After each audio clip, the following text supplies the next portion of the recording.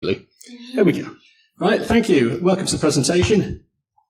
And I'm going to talk to you about something called, set up there, Exercise Army Cyber Spartans. So what is this? In short, I'm in the military.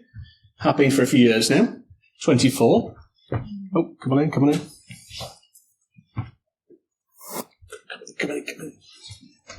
So I've had an illustrious career of the last 24 years. I'm just literally finishing. You can probably just see on the board there at the back. That's me up until about October time. I've just spent the last few years working in the Army Cyber ISOC up in Corsham, so looking after the Network Operations Centre.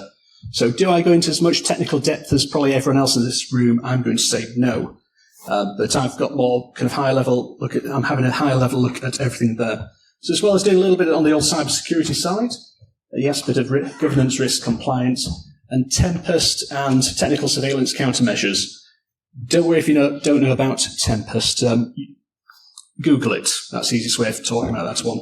And electronic warfare. And on top of that as well, I've got something down as being a technical advisor at CAT UK, Combined Arms Tactical Trainer, largest virtual training facility in the world. So I've actually had quite a varied career.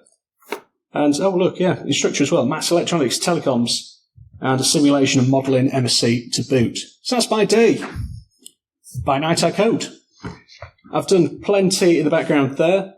Anyone heard of Project Ares? No, don't worry, I've got a picture of that later, so you can have a little look at it. And Army Cyber Spartan, I've been a Green Team member for the last 3 iterations. I'll go through all the different colours later.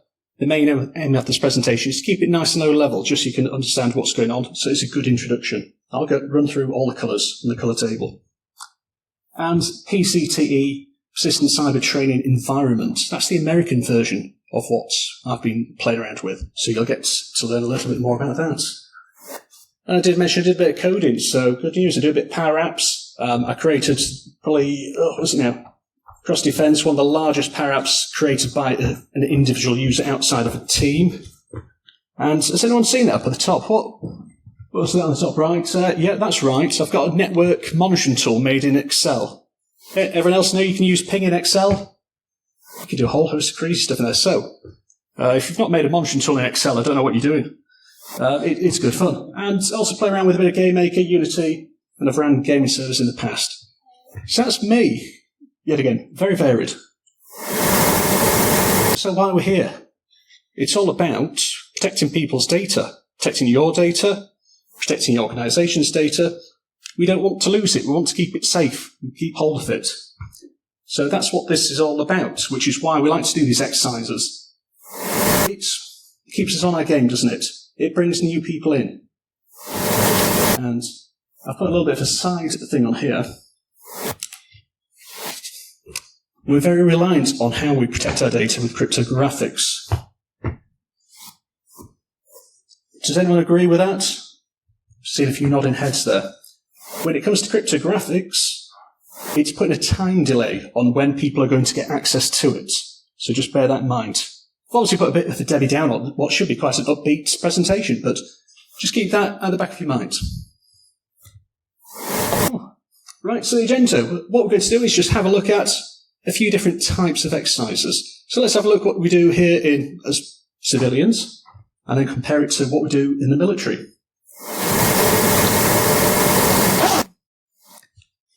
So some people might recognise those books at the top. This is how I've tried to differentiate things. Quite a few exercises are sitting more towards the red side. Why do I have more red team stuff on the side there and a number of different elements there which don't even fit on that side?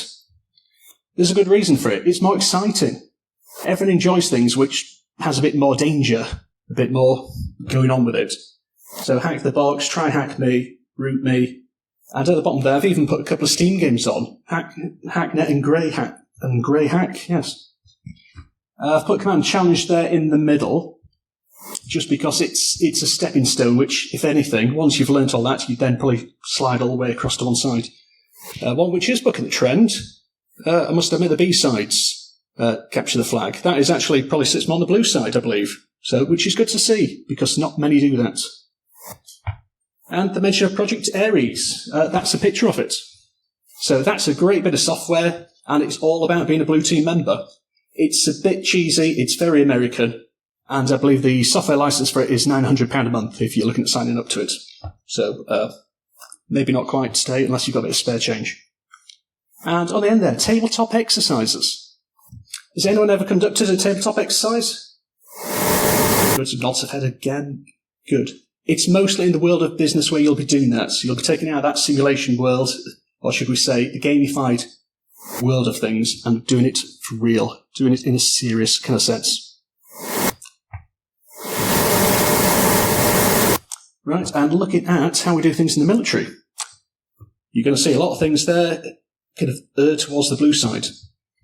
Not always strictly true, but for the larger exercises, this is where they sit. We're looking at how to defend our networks, with some irritations poking from the red teams. More does sit on that red side, over there with cross swords, but admittedly most of them are the civilian types of capture the flags, which the military in the background will probably just go to and attend anyway. Right, out of those exercises there, we have got Defence Cyber Marvel, Army Cyber Spartan, Lock Shields, and Cyber Flag. So there's lots of different nations which get involved with them. And let's move into that. So I thought a good way of looking at it is just to break them down by numbers. How many teams there are. How many kind of participants people advertise is there. I'm going to admit I do get quite sceptical myself with the numbers, so hence the asterisks. I'll even break down the ones for Army Cyber Spartan, just for ease, and the number of countries who get involved in it. It's a bit of weird reflection, for example, because you can have a heavy number of people from one country, and then just a small number from others, which we'll see. And the pictures below, they're from Exercise Lock Shields. So a lot of emphasis on the Exercise Lock Shields, which we'll go into in a moment's view.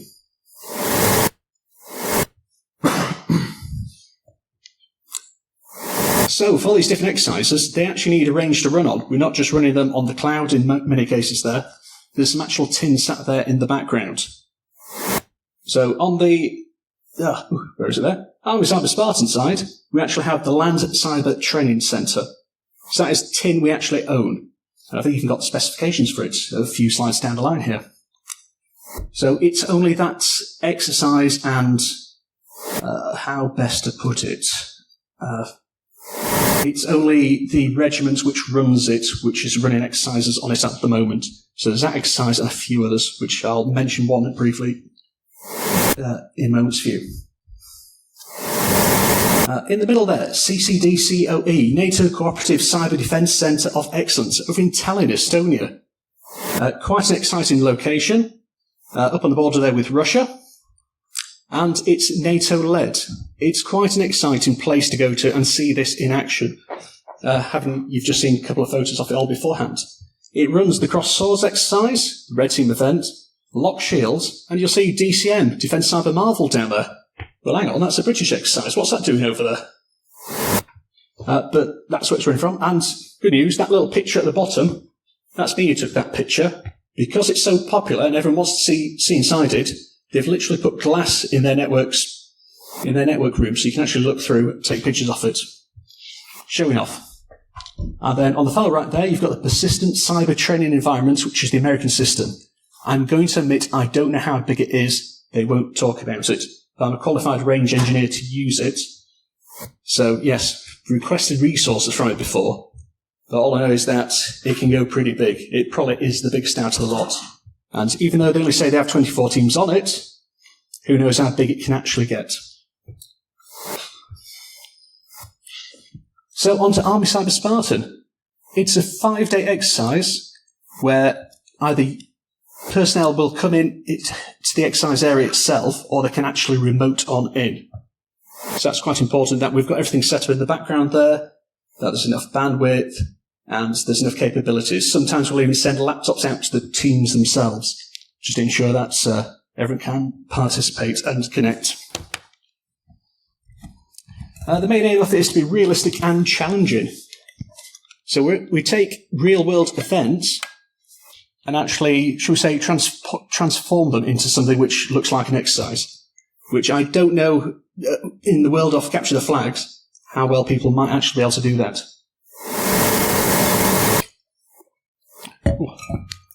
Dry mouth. I've not really mentioned this, but there's a regiment which runs it, 13th Signal Regiment. Anyone who knows, this is the single cyber regiment for the United Kingdom, and they're the ones who've been given the budget authority to run it. And, here we go, sorry. And then there's a pre-exercise itself called Army Cyber Centurion. It's a really good idea of doing this in all those days, isn't it? With Army Cyber Centurion, it's a fantastic exercise where there's literally 3 months beforehand they get given the training material, and it's self-paced where they'll open up different scenarios over those months.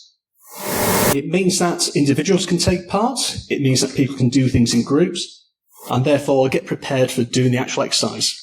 There's also recommended courses to do in the background on top of this, which means that come Army Cyber Spartan, they're all ready and prepared to go on the day.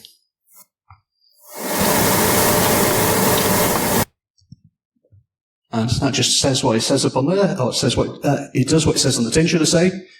Main words highlighted: to attract, assess, advise and educate personnel. We want these people to be ready. We want them to be able to go out there and recognise things when they go wrong and be able to react and respond to them. Noting that people actually come on this exercise, not all of them have a role within cyber.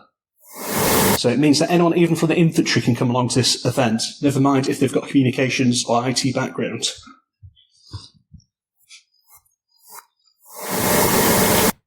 So looking at the actual history of it, where has this exercise even come from? Who developed it? Originally, we had the Army Cyber Spartan who got together, and they went, we want to put something together so that we can actually send people on exercise lock shields. So how do we test people? Make sure we're sending the best ones, the best team. And so for the first couple there, they got kinetics involved on the main contractors. And that was just a small kind of like test, little teaser just to make sure it all did work. Come ACS 3, they're able to up the number of team members there from 5 to 8 as they gained a bit more confidence. Interestingly, a lot of personnel from 13 Signal Regiment, even though they hadn't quite been formed yet, were part of this team here who helped build and put all this together in the background. And they were actually absorbed into the Army Cyber Association. It moved over from kinetics, delivering it, supporting it, to just literally a supporting role as green members took over. And come ACS 4, we actually got to this point, this is where I joined the team, mind, where it was actually on par with exercise lock shields in terms of capability. So that's just showing you how far it came. So you look at all the SCADA, HVAC, everything else they had involved, we're actually up there with them. We actually had this at this point.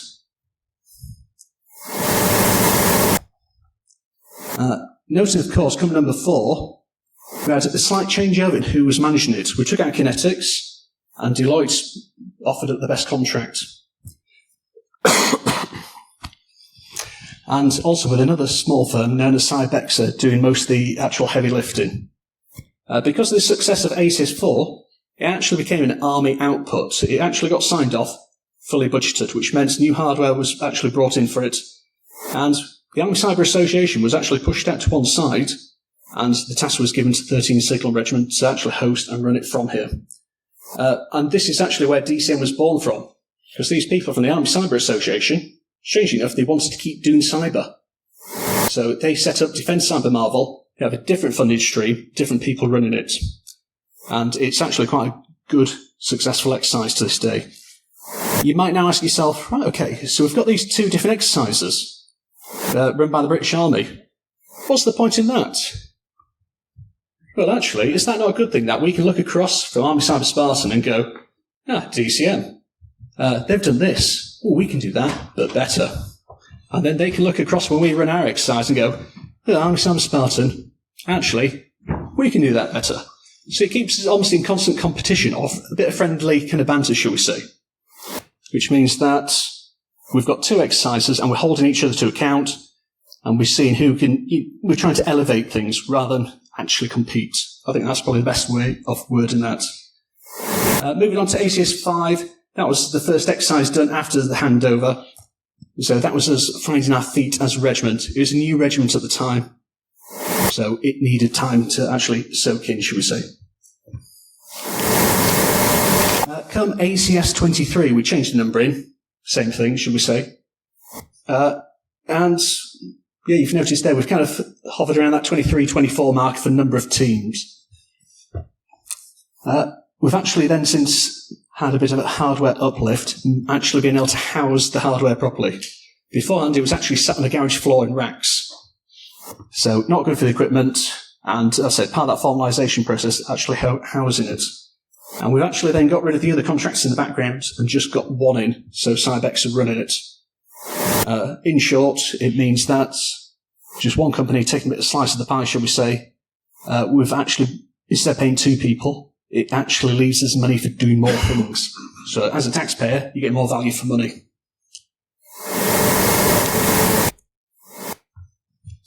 And I did say, just for those here, I was going to keep it nice and low level. Is anyone not familiar with the different colours on the circle? It's quite a few little nods, that's good.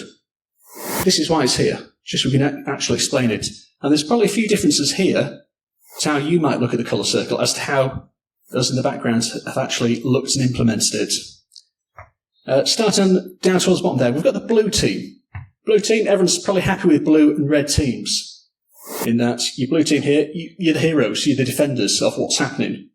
And the red team are there to actually try and get into the network, try and infiltrate it, or at least try and poke holes, which then helps out the blue team in learning how to actually do things. Going back up a bit, there was the purple team. Purple team is almost like a mix of blue and red. And depending on your view on it is probably down to the description. So yeah, we've got down as integrate defensive with offensive results. But I'm going to admit we've had purple teams on the exercise before, in where we actually set up honeypots. So an interesting thing to set up. And that was where, before we automated red teams, and actually had attacking red teams, the main point of that was to trick the red teams into thinking, or at least seeing how long it took them to realise they weren't attacking an actual blue team. They'd actually got themselves trapped against an AI / a bit of ML. So something a bit different, a bit interesting. So I don't know if anyone's worked with any kind of honeypots before. That's something a little bit different. Now, green team. I don't think everyone lumps everything into the green team, which we do. So the green team, we consider the architects. They're the ones who build the exercise. So a lot of design, building, and a lot of integration with the other teams and bringing everyone together. So that might not normally be done by a lot of green teams, but that's just how we run it. Followed by the yellow team. These are enablers. And let's be honest, they're almost the red team, aren't they? What do? They're the ones who let all these nasty red teamers in. They're the ones who answer all these emails and ring up with all the problems. So, admittedly, the yellow team don't seem to get as much, I don't know, a lot of people on these exercises, I don't think they realise what the role of the yellow team is sometimes. They see them as being involved in the scenario, but in reality, they're there to let the red team in and to help them cause a bit of chaos.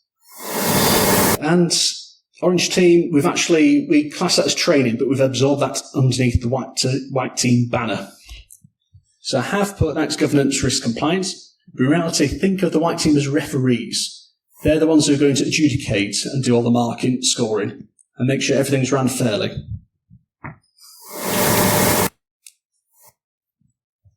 So if you just have a look down there, I did say earlier that I was going to do a quick little breakdown of numbers. So, if everyone notices there, green, red and white, those are very low numbers, considering the scale and size of it. They're actually a lot lower than all the other different exercises mentioned earlier. But when it comes to yellow team, that's probably on par.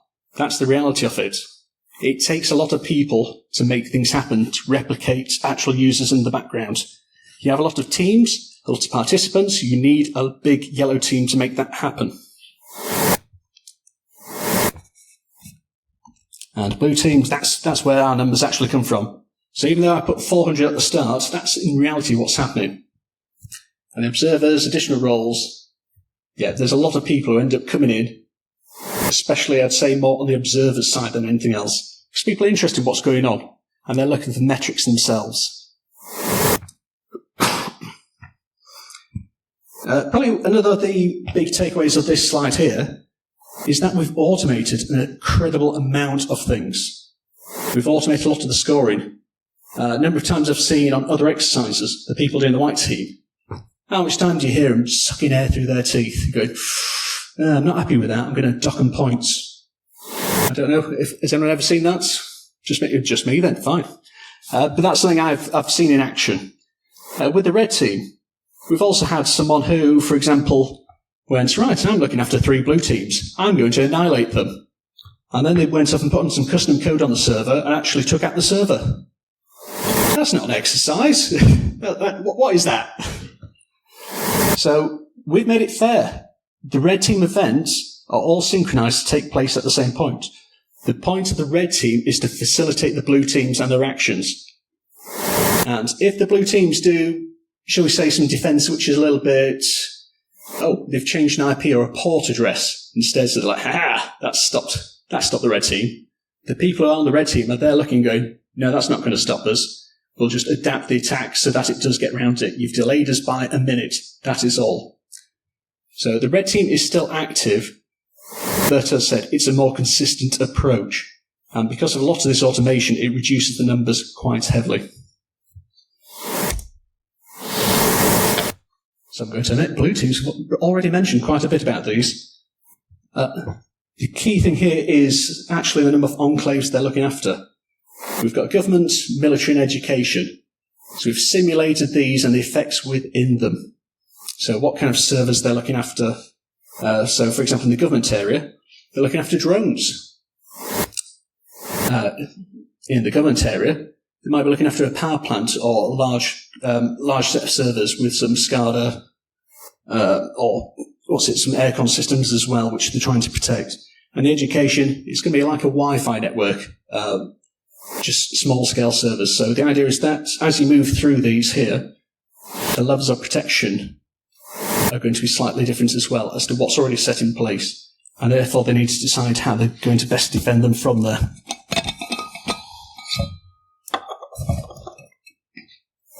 And at the bottom there, there's a bit more of a repeat with the identify talent upskill at scale.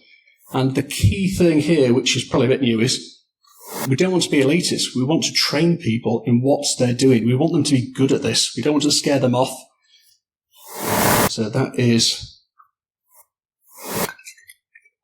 the main point of that. Now, the yellow team, they actually have a little bit more to do than just actually conduct the scenario. It needs writing in the first place. So we've got to develop a little pack for them. And we refer to it as a road to war. It's very similar to what we actually do in the military. We go off and build people up. We give them the background as to what's going on. We prepare them for it. If we send people out in operations, they need to know what they're actually going to see and hear and do when they get there. So that's what a road to war does. It brings them up to the right kind of place where they need to be. Next on the list there, Ion. So nothing you'll have heard of before. In short, we use a bit of software which replicates and represents the internet. Yeah, that's right, the internet. So it's just shy of a terabyte in size. And think of it as people still need to look at things like social media, say Facebook, Twitter, that kind of I'm not doing well with this coughing and this throat, am I? That'll teach me for talking all day. And if people can actually represent what's going on social media, that's another angle the blue teams actually have to look at in how and when they're defending the network. There's some breadcrumbs there which allows them to see and give them a hint as to what's coming. So if a threat actor, which they know about, says they're going to do something or say and actually post, say that they've defaced a website, they can actually go in and check. So that's what the real world does. A bit of software like Mandiant draws your attention to areas you need to get to. Just to round it off, we actually have a daily intelligence brief. So at the start of the day, they will actually get briefed. And I did mention the different enclaves. So, with that brief, they'll actually get told what is the priority of the day to protect. And that ties in with the scoring too. If they're told that the government network needs protecting at all costs, that's what they will have to do that day. And that's, if anything, a hint as to where to concentrate their efforts. And just what it says on the tin there. Yes, we use volunteers. Everyone happy that a definition of a volunteer is someone who misunderstood the question? So make sure you're all aware of that. If they're not volunteers, they're then obviously voluntold. So here's what some of that road to war looks like. The idea is just to give them enough detail as to what they're doing, where this is based, where they're going to in the theoretical area, just the main build-up. Don't concern yourselves too much with the detail, but as you can see here, it offers them a nice little timeline and builds a little bit of a story up to it. So the white team. I think we've actually covered quite a bit of this already. So they're looking at what we're actually getting out of this exercise. So they're dictating, right, this is what we're actually going to do for it, and I'll then delegate that to the yellow team to write up the scenario from there. Already mentioned, tracking the scoring and management of events. Good news, I'm going to show you some of that in moments few. And I've got mention there of a defence league aid. A league aid, as we refer to them. Guess what? If we do things on here, we need to make sure that you're legally allowed to do it. If it isn't, then guess what? That's a problem. That's a problem even within the military, as it should be for anyone. So that's a good thing to track, if anything. Right, let's have a look at some of the scoring system. So that's just a typical printout from one of the phases of an exercise. And if you look along the bottom there, it's actually got a readout as to what those bits, what those different colours mean. So good news, there's actually different ways to score. It's not all about just defending the network. In some cases, it's how you report on it. So if you then notice an attack's going on, but you can't do anything about it, you can actually put in an attack report and say, right, I know something has happened. This is the results I'm seeing. I don't know how to stop it, but this is the process I would go through to try and do something about it, or the chain I'd go through. And they get points for that. If they can actually solve the problem as well and stop the attack, great, that's brilliant. They get more points. And you'll notice there's a bit of yellow there, restore from backup. Normally that's associated with the firewalls. So the number of times people lock themselves out of their own firewalls is rather embarrassing. Typical exercise on day one, we'll probably see about 4. Admittedly, the new way we now run our exercise, I think we saw 1 on the last exercise. So it's actually getting a lot better. So we think we've actually improved the training to a reasonable standard to stop that happening, which I'd say is pretty good. It's funny, but it's good that they don't do it. Notice as well in there, you've got the availability of the system. So that's with just how it's monitored in the background. If there's access to a system, it literally just ticks it with points. That's another thing the team can manage by sometimes keeping track of their own scores. And if their score starts dropping, they know that, we've done something, or there's something which has gotten through. So in some ways, they almost get a little bit of a hint just from that alone.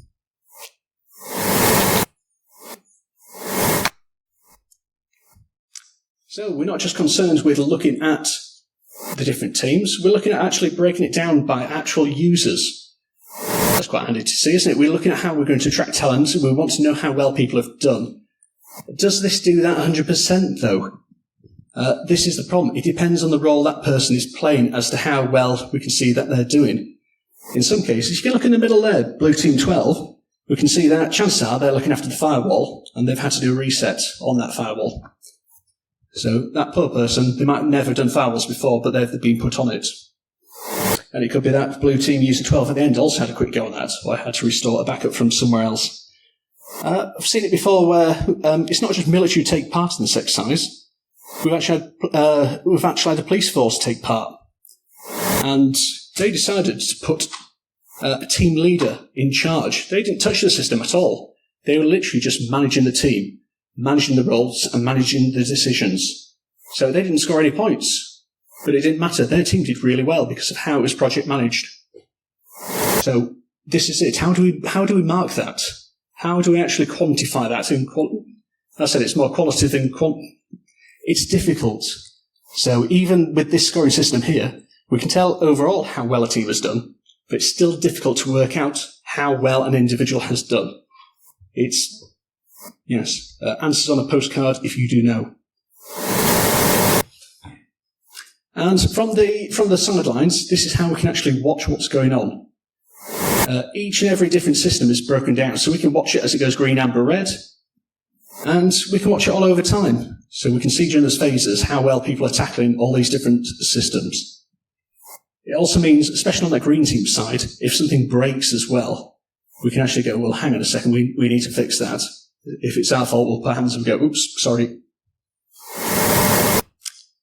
For those who, God, it's come off the end of the screen there. For those who didn't know what HVAC was, heating, ventilation and aircon, and SCADA, supervisory control and data acquisition.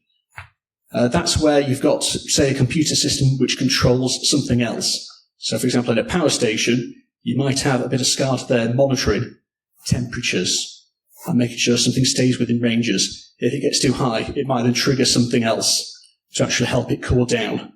If it's getting a bit too cold, it might then trigger a heater. So that's what your SCADA does, in case anyone wasn't aware. And just a slightly nicer view. This is a little bit easier to see it. And you'll notice the slider right at the top there. So we can slide it along and go back and see how people's scores varied at the same time. It's just nicer seeing it side by side. So it's quite nice to have it. It's good. It's visual. It's a good visual tool as to how we track what's going on.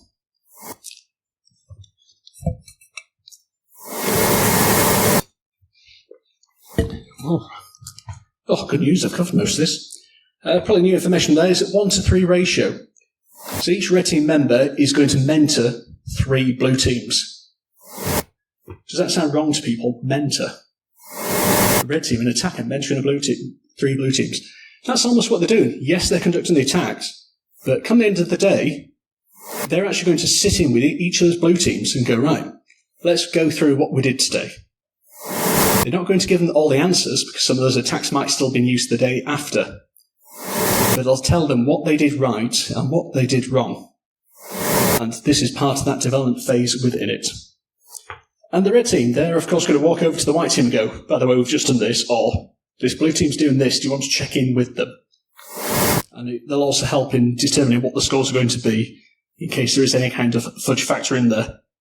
But that's in kind of extreme cases. And at the end of the week, they do give them a full breakdown. Everything which went right, what they actually did, what went wrong.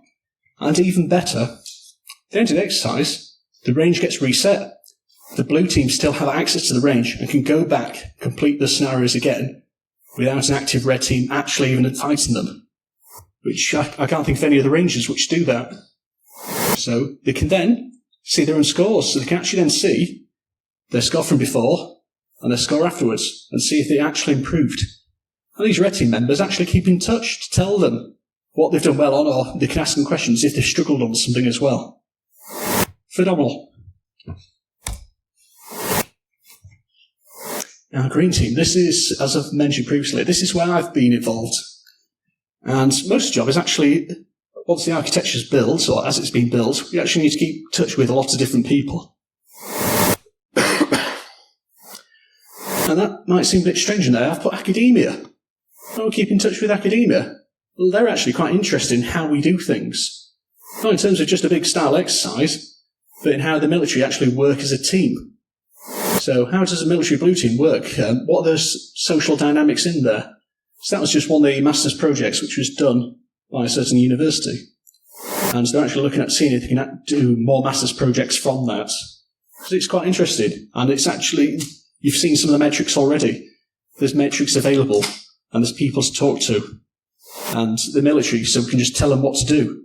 We can tell them to stay there and answer the questions. It's great. Now, contractors can be controversial. Mentioned contractors, mentioned some at the start there. Let's be honest, in the military, the idea is that we actually go off, we deploy and do something. it's always cheaper to have a contractor doing a day job than it is for a military person. And in some cases, you almost need 2 to 3 military personnel to do the job of one contractor because of the other things which a military person has to do. They actually spend 50% of the time going away doing physical education, physical training. There's other courses and everything else on top.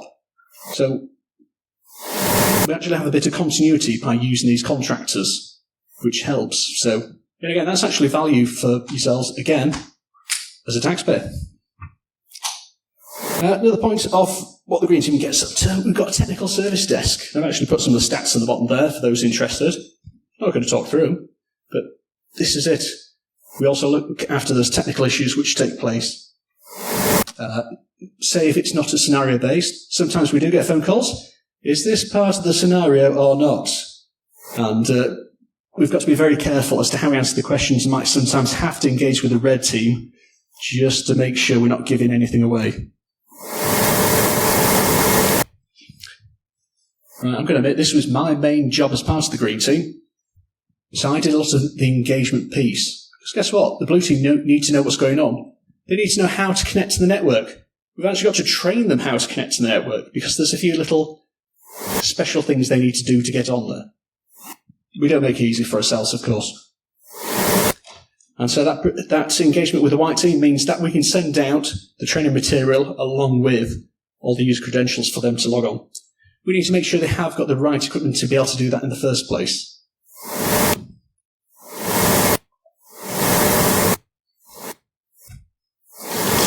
So I'm going to run through some of these Green Team tasks, not all of them. Yep, I will indeed. So I did mention I'd put the stats. There you go. Oops, in fact, hang on. Sorry, we had an upgrade. Let's up those stats. So notice there that it's a bit of a beast of a system. It's not really a server, it is a software-defined data center. It's pretty big there. And we can have this is why we can have up to 32 teams on it now. Just so you've got an idea when I talk about enclaves, what I was going on about. So in short, we've set up almost like a mini internet on there. And that grey net service at the top, that is more or less what I'm talking about there, as being that internet kind of piece.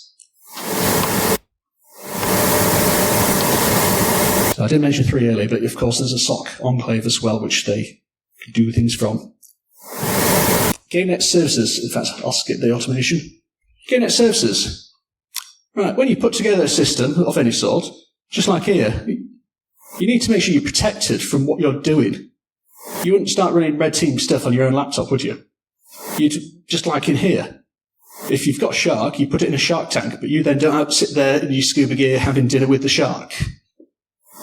So that causes problems. So we put it in a separate tank, don't we? We like to keep it separate. We sit outside there and we divide, and if not define it as outer game and in-game areas. So how do we do that? We actually use something known as a jump server. So any commands given from the outside get transferred to the inside without any repercussions back into the real world. That shark tank, if you want a light to go on in there, you control it from outside. You don't put the light switch in the tank and turn it on and off from in there, do you? You want to do it separately. And so that's how we actually run all those commands, separately from outside without it impacting what's going on in the real world. We don't want the malicious stuff getting out. And there's a list of some of the software which is used throughout. Right. One thing I've not mentioned is, how do you run this 5-day exercise? I will give, and I'm going to do this in 60 seconds. Right, that day 1, the red team's attacking, but they're told to literally stand back and just observe. They're there to learn and decide how they're going to best protect the network. Before then, everything starts iterating and getting a little bit harder. And then come day 5, that's when they actually get a bit of a chance to attack back within a legal framework. Now, that's ACS 23. What did previous exercises look like? We were horrible to them. Very first exercise, I saw this going on. It's like, how are people supposed to learn from this? How is this helping them develop? I don't think it was.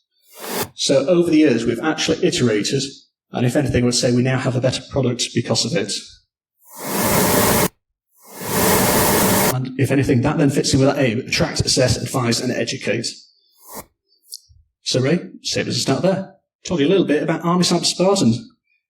My question to you to think about and take home with you, homework. How are you going to conduct cybersecurity training within your team? Because hopefully some of what we do, you're either already doing, or that might actually help you decide how you might want to run an exercise in the future or train your team.